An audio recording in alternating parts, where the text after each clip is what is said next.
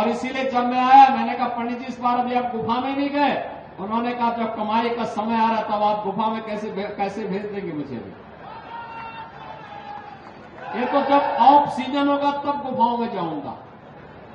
लेकिन बहनों और भाइयों, आस्था भी आर्थिकी का और आजीविका का आधार बन सकती है।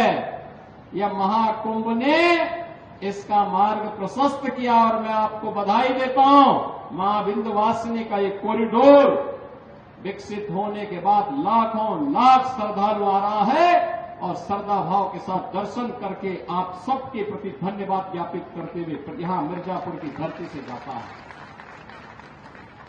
अच्छे जनप्रतिनिधि आप चुनते हैं, कार्य भी अच्छे होते हैं, अच्छे कार्य होते हैं। अभी हमारी सरकार ने तय किया है गंगा एक्सप्रेसवे देश का सबसे बड़ा एक्सप्रेसवे है।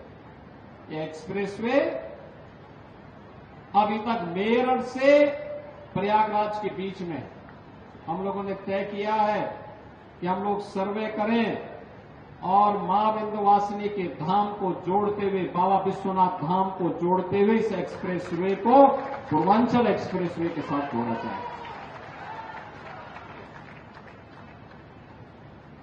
क्योंकि हमारे पास जो संभावना होगी उसी संभावना को हम आगे बढ़ाएंगे। एक्सप्रेसवे अर्थव्यवस्था की रीढ़ होती है।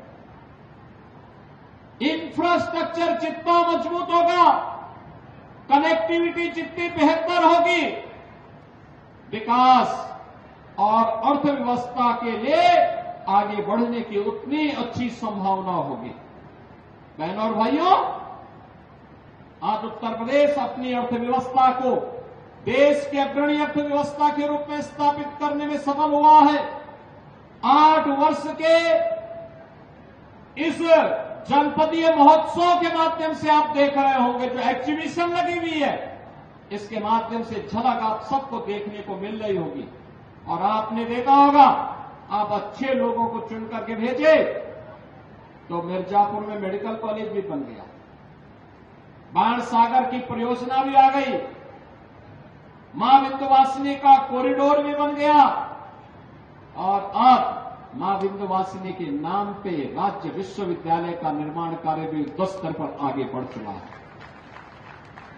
अब आपको भी जो नई पीढ़ी है, स्नातक कर रही है, प्रास्नातक की पढ़ाई कर रही है, उनके लिए जब डिग्री अवार्ड होगी तो बहनों और भाइयों उसमें मां विंध्यवासिनी का आशीर्वाद भी साथ में होगा।